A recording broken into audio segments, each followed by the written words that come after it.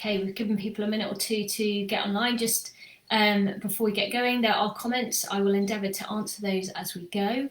And there is also time for questions at the end. So if you think of questions as we go along, please don't hesitate to just type them down and I will have a look at those as we go through the presentation. For those of you that have just joined, my name is Dr Rachael Bullingham. I'm a Senior Lecturer in Sport and Exercise Science at the University of Gloucestershire, and it's a pleasure to talk to you this afternoon about homophobia in women's sport, which is a passionate subject I'm particularly passionate about, and it's one that I did my PhD on. So just to start, I think it's important that we consider kind of history as we're looking at homophobia in sport. So the first thing to look at is the kind of legalization of homosexuality, and that happened in 1967. But interestingly, that only happened for men. It's never actually been illegal for women, and there's two reasons or two schools of thought for that really. One is that lawmakers didn't possibly think that women could do such a thing, so there was no need to outlaw it.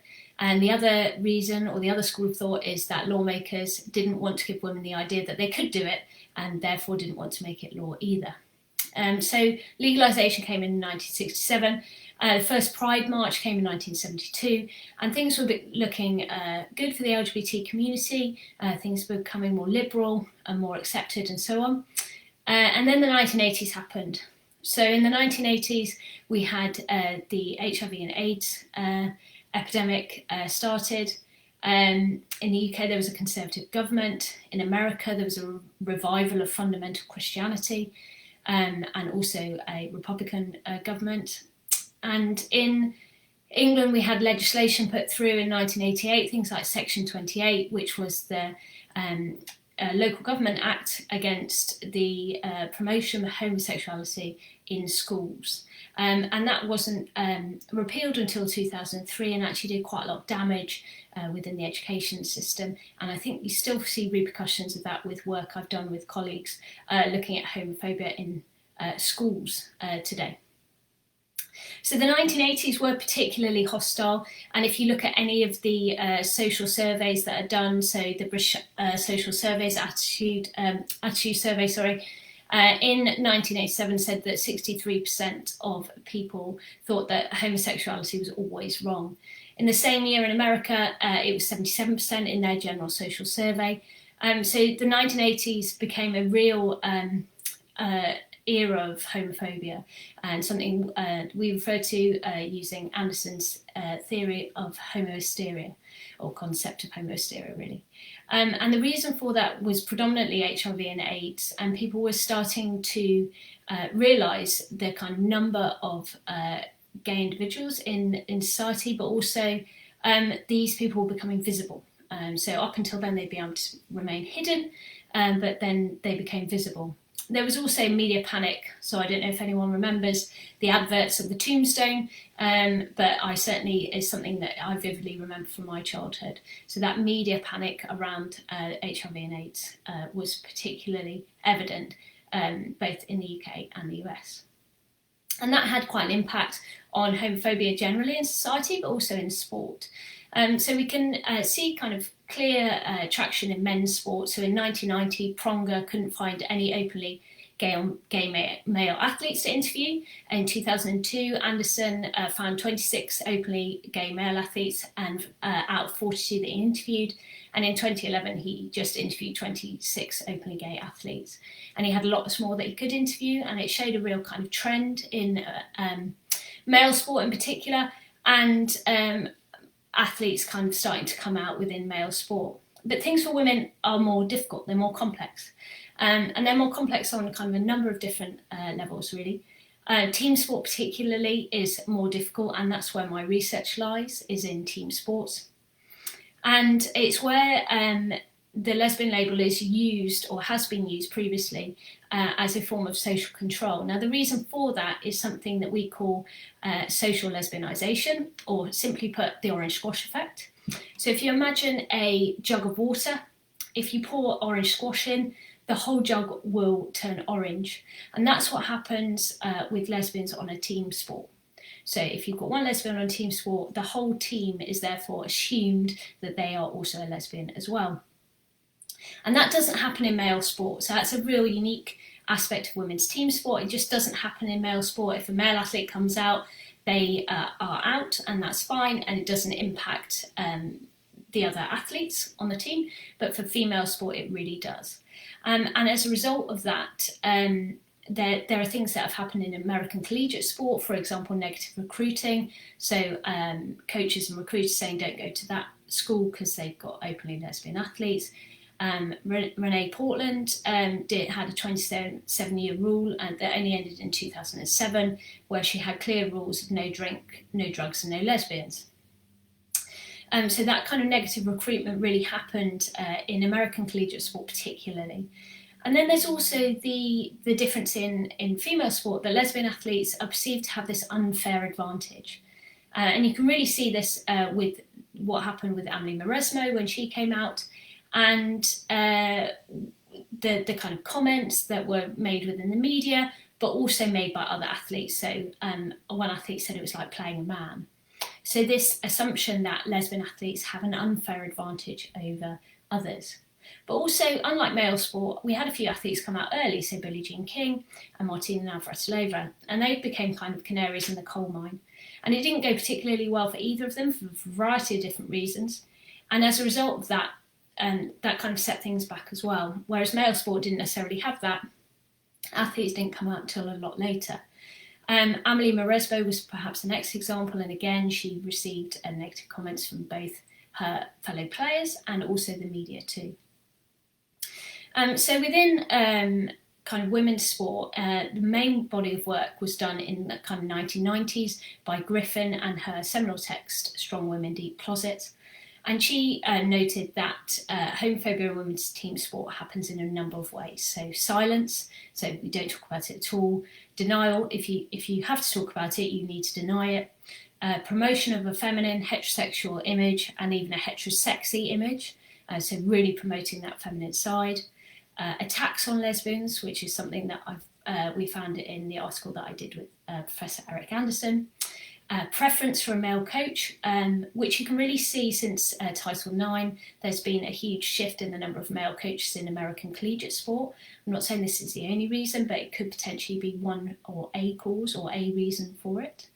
And also acknowledgement by disassociation from lesbians, so making sure that there is that clear boundary, I'm not one of those, or keeping them at arm's length. Now, things shifted more recently, and that's kind of where my PhD came in. I was seeing real changes since the 1990s, and athletes becoming accepted, and even culture within my own sport that I played changing and becoming more inclusive. And interestingly, players started to come out. So Kate and Helen Richardson-Walsh, interesting, came out just as they were going to get married and double-barreled their names. Casey Stoney, she came out as her partner was about to give birth to twins. So it started to happen that athletes were coming out, but they tended to come out with a reason. So they were either getting married or they were having children, whatever that might be. And interestingly for men, they tend to come out towards the end of their career. Tom Daley's a bit of a difference in that, but most male athletes that have come out have tended to be towards the twilight of their career, if not when they've retired. So again, a real shift or a real difference between male and female sports. And in terms of coming out, Griffin talked in her book about kind of three different climates, if you like. So the first was hostile, and you can really see that in the 1980s, where lesbian athletes were not allowed to be visible at all, and they actually needed to keep hidden for their own protection. Then we've got what she calls conditionally tolerant. Anderson and I have called it don't ask, don't tell, in line with the American military. And she also relates it to the glass closet, so where everyone knows somebody is a lesbian but nobody talks about it. And within this climate, it links to high athletic capital. So all that means is that athletes are accepted if they are the most important member of the team. So yeah, you can still play for us because you're the best player, and without you we might lose. And in sport, winning's the most important thing. So athletes with high athletic capital were able to kind of participate, take part. Now, the research that I've done moved towards Griffin's final climate, which was open and inclusive. Now, she didn't really find any of this in the 1990s and had to kind of guess what was going to be there. So she said it could be more open and without as much concern. And what I found was really different to that. I found that athletes were welcomed and supported by their teammates. Their partners were welcome within team events and socials, so it's not just the athlete but also their partner. Some clubs were actively advertising in the LGBT community to try and get players in and showing their inclusivity within that. And there's no pressure on athletes within the climate to promote this feminine image, so they could dress how they wanted and how they felt comfortable, and there was no pressure to do that. And that's quite a shift in terms of things that had been found previously in research. But I also found kind of tracking with societal changes, so younger players particularly much more accepting than older generations, which is something that we're seeing in statistics across the board, really. Younger generations particularly being much more inclusive and much more fluid in the kind of labelling or lack of labelling that they use. I also found things like positive banter. So a lot of people hate the word banter, but it was the easiest way to describe what I found.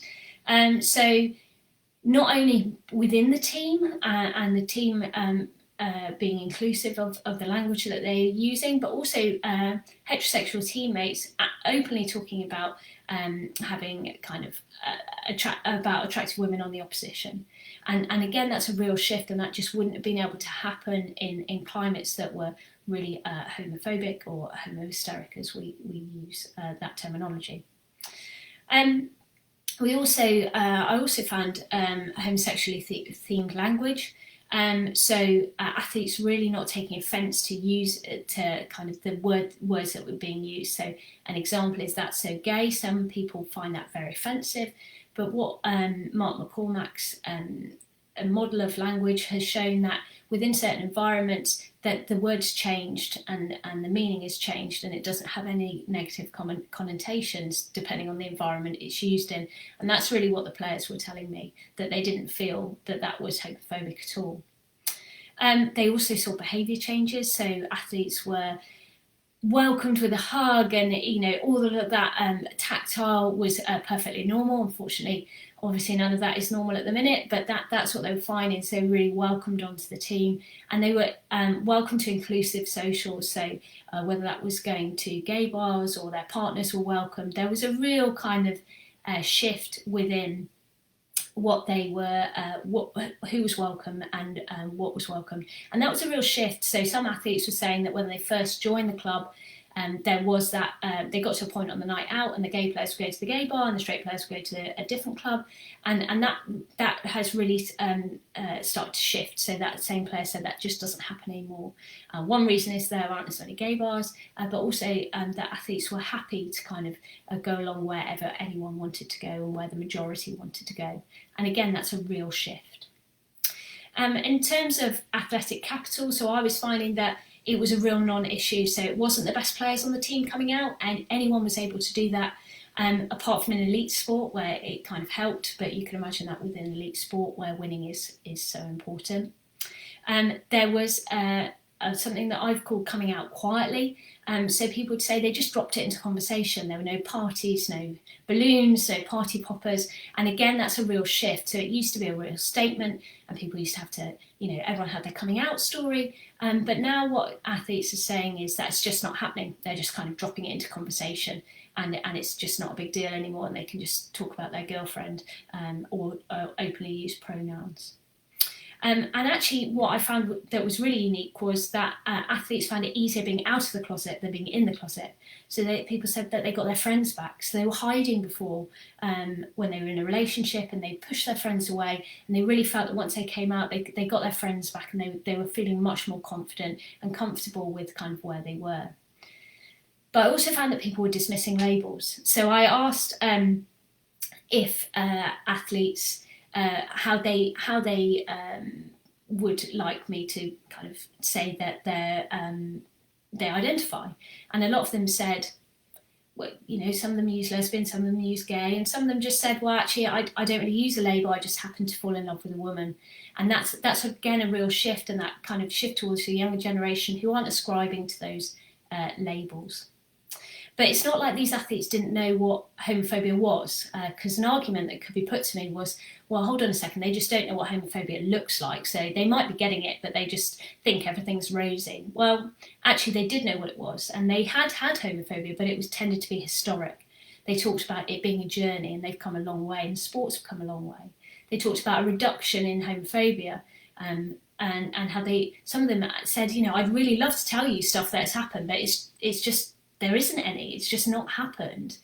But they also became agents of change themselves, so they challenged those stereotypes, and they were able to kind of link effectively with their coaches within that.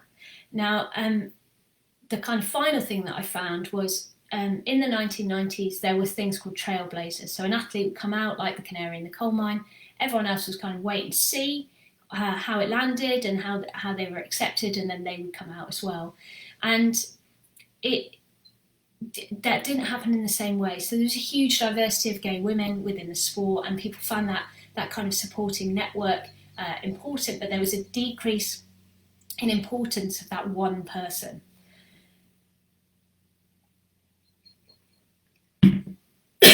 Excuse me. So there was support from their lesbian teammates, and it was carried on. Oh, excuse me.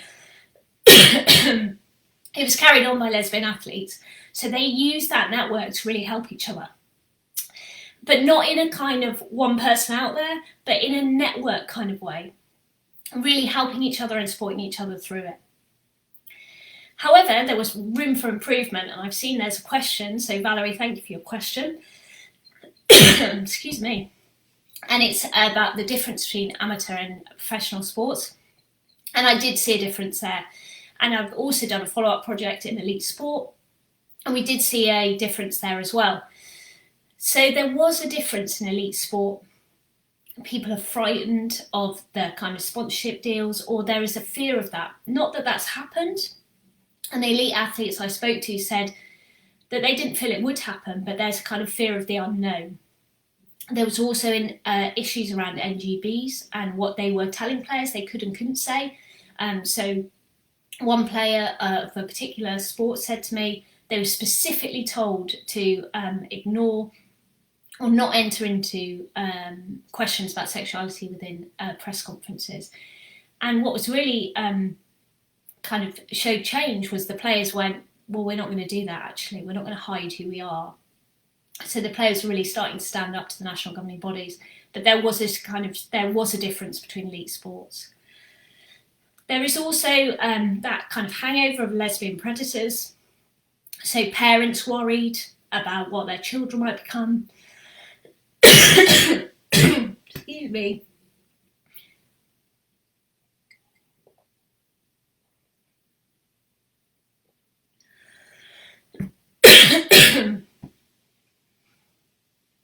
Goodness me. Well, right tickle on. And also promotion of lesbian image. So people, as parents, did blame sport for them becoming a lesbian. And they're the kind of things I found, which takes me to my 20 minutes quite beautifully, with a bit of a coughing fit in the middle. So if you've got any questions, we've kind of got time for questions now. If you just give me a second to have a bit more water, and I'll get some questions. I've seen one from Leslie, which I will answer in just a second.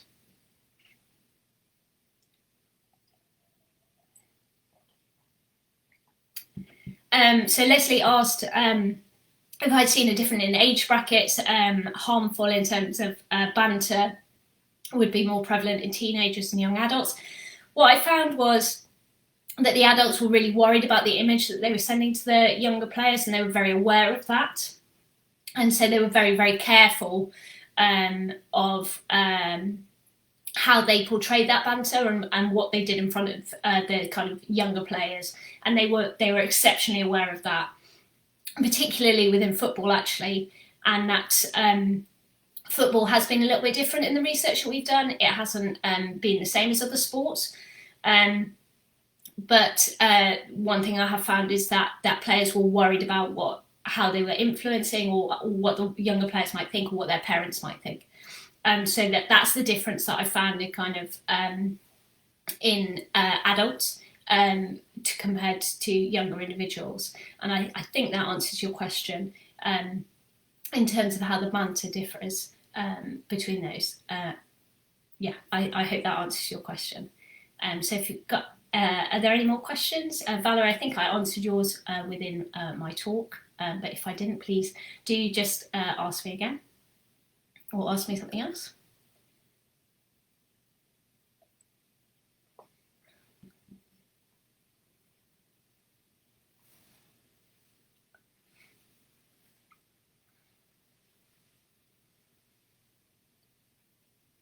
Oh, good, I answered the question. That's great. Thanks, Leslie. Thanks for letting me know. That's great.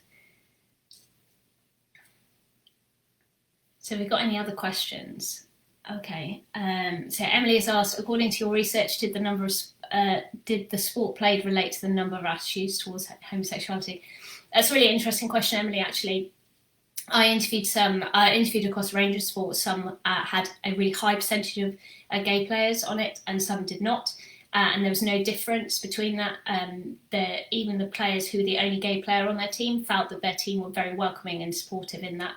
And I think in the teams that the athletes that I spoke to that tended to have the least number of openly gay players tended to be things like netball. But I spoke to athletes across a range of teams, and even when they were the only person, they still found those open and inclusive environments. John has asked, how do you think the perception of sport being butch activity plays upon prejudice and preconceptions? I was wondering how the field of sport compares to homophobia in other fields. Thanks, John. Yeah, it's a really interesting question, actually. I do quite a lot of work in education as well, and education is something that's still suffering from that Section 28 hangover a lot. If you think about when staff trained, a lot of them trained within the Section 28 era, and it's something that they're still very worried about now, and people don't want to use the wrong language and don't want to upset anyone. So I'd say education needs quite a lot of work to do in terms of other fields. But sport is coming a long way, and there is a lot of positive things. And I think it always gets quite a bad reputation for being quite a negative thing, particularly in male sport, actually, whereas the research is showing that things are much more inclusive. And in terms of the kind of perception of it being a butch activity and playing into prejudice and preconceptions, I think that's kind of sport-based, if I'm honest. Certain sports have that preconception. I really do think that's changing. Certainly with the amount of elite sport that's on TV at the minute for women, although some of that might disappear with the next round of COVID. That change of having the media cover women's sport is starting to really break down those prejudice and preconceptions that people have. But also the younger players coming in don't necessarily have those attitudes. So they're kind of hangovers from by older athletes rather than athletes coming through at the bottom. And younger players are so much more inclusive and have such broader attitudes and more inclusive attitudes that they just don't have that kind of same preconception, really. So Valerie has asked, John, I hope that answers your question. Valerie has asked, was there much difference in attitude, prejudice, bad experience between individual and team sports? It's a really interesting question, Valerie. I didn't look at individual sports at all. I only looked at team sports. I've got a current MRes student who might be on this, might be watching. She said she might be here, who is looking at individual sports. So that is research that we are currently doing to see if there is a difference between individual and team sports. But I really wanted to look at team sports mainly because of the previous research showing suggesting what I would find, but also the real shift in male team sport showing positive attitudes. So I stuck to team sport. So I can't answer that question because I don't know, but I'm hoping my MRes student will be able to answer that and she is finishing off hopefully around January time. So that research will be out after that. So sorry I can't answer that, but I only looked at team sports. Clara said, also asked about team and individual, so I hope I've just answered that. And did the type of sport make a difference to existing stereotypes? Yeah, there were differences. The main difference was in football. Football was a kind of sport that was a little bit different to everything else. Other than that, I only did team sports, so I didn't kind of look at kind of differences that you've suggested in terms of boxing and ballet, but I did look at netball and rugby and football and roller derby, cheerleading, lacrosse. I had quite a range of sports, all the way from elite level down to grassroots, and I found kind of similar across the board. Football was a little bit different. There was still a bit of fear in football, and still kind of some hangovers within football, but nothing like what had been found previously. So still very positive, but perhaps a little bit further behind the other teams and the other team sports that I examined. I hope that answers your question, Clara. Just waiting to see if there are any more questions. Got a few more minutes. If anyone's got any questions, now I've stopped coughing, I can actually answer them, so that's great.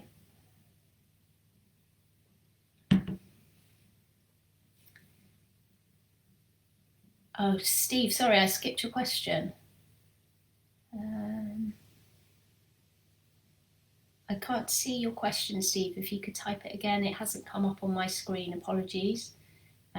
If you type it, I will answer it for you, but there is no question from you on my screen. So apologies, but if you type it again, I will answer it for you. We've got a few more minutes, so you should be able to get it in. But apologies, yeah, it's not on my screen.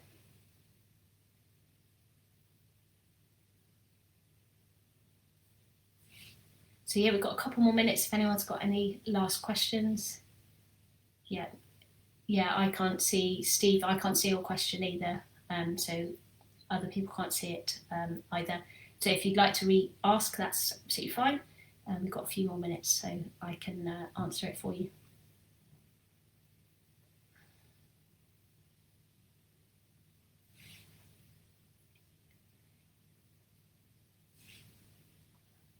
So while we're waiting to just see if there's any more questions, hopefully you found that interesting. Most of the results that I found in my PhD are in a book called Out in Sport, and that is published by Routledge. You can actually buy it off Amazon. So that kind of has my research, Dr Rory McGrath and Professor Eric Anderson. We all came together and put it all in Out in Sport, and that came out in 2016. So one final question, because I don't think Steve's got his up yet. In terms of what's next for me in terms of research, I've got quite a lot of stuff in the pipeline. So we've done some work on schools and teachers and whether they feel able to come out. So I need to write that up. I'm currently writing a chapter on Megan Rapinoe's the media coverage of Megan Rapinoe in the World Cup. So hopefully that will be out next year as well. Sorry, Steve, I see that you've typed it again, but we can't see it, so apologies for not answering your question. I am on Twitter at Bullingham PE or at Bullrack if anyone's got any other questions. But that takes us nicely to 5 o'clock. So I'd like to say thank you very much for coming. Thank you very much for putting up with the coughing fit in the middle. I hope you enjoyed the talk and that I've answered your questions, but I'm more than happy to kind of answer questions. If you get in touch on Twitter, I'm on it more than I should be probably. So more than happy to answer any further questions on there. But thank you very much for coming in this afternoon, and I hope you found the talk enjoyable. Thank you.